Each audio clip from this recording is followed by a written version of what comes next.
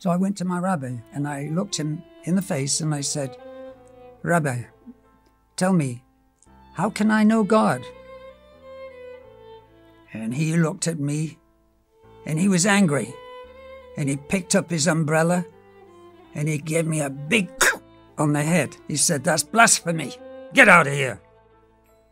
We grew up celebrating the holidays and keeping all the mitzvot, went to a Jewish school, a kippah, the tzitziot, but inside, I didn't know God. And I felt that there was something not right, that I should have some connection. But I didn't have answers. I saw the fighting that went on and the hypocrisy and the backbiting, and went through my bar mitzvah in the shul. And then after my bar mitzvah, and I started to question more and more. I fulfilled what every good Yiddish mama wants from her son. He has to be either a doctor or a lawyer. I wanted to be the doctor. So I'm studying hard, and by the age of 16, I was able to be accepted to medical school. That was my dream. But there was this growing emptiness in me. That wasn't going to fulfill me. That wasn't going to make me a whole person. But I didn't know what to do.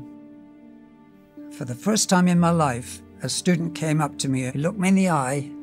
He said, do you know Jesus? That was a total shock to me. Because in our home, Jesus was like a curse word. The Gentiles and the other so-called Christians, we thought they all hated us. I thought the New Testament was an anti-Semitic book, that it was teaching Christians how to hate the Jews. I was angry with this fella. He's telling me that Jesus was the one that could take away my sin. Well, I didn't feel like a sinner. He was the one that could save me.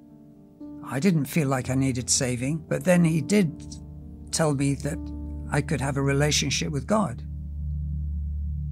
Now that started to make a little sense to me. I wanted a relationship with God, but I certainly didn't want it in this kind of way.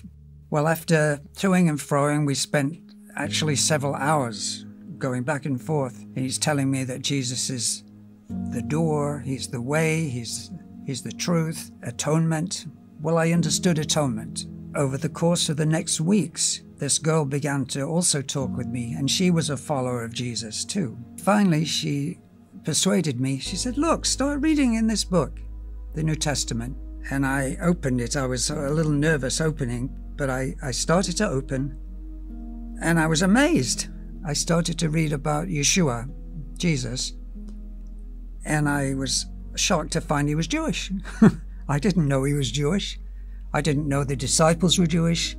I didn't know that the whole thing was Jewish. I thought, wow, if this is really true, if Jesus really is the promised one, the Mashiach, if he truly came to be the kapra, the covering for the wrong I've done, my eyes began to open.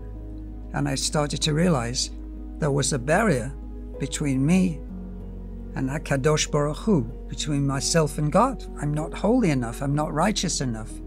And if that can be taken away, then maybe I'll know God. And then I started to study the prophecies that talked about the one who would come, who would be the Lamb of God. He'd be like Abram offering up Isaac. I read Isaiah 53, that he was a suffering servant, the one who was put to death for our transgressions, that by his stripes that we can be healed. This is what I want. This is what I need. I was overjoyed. But what will my parents think? What will the family think? Jews don't believe in Yeshua. And then I started weighing the cost. What's it going to mean for me? Do I want to be cut off? Nothing else matters more than knowing God. And like Abram Avinu, I started a walk of faith. I said, God, I'm looking to you to guide me, to lead me. And I want to follow you. All my days, I want to give everything to you. And I knew I'd found the truth. And I knew that I was a completed Jew now. Not just from my Brit Milah, my circumcision in the flesh, but now I had a new circumcised heart, a new covenant.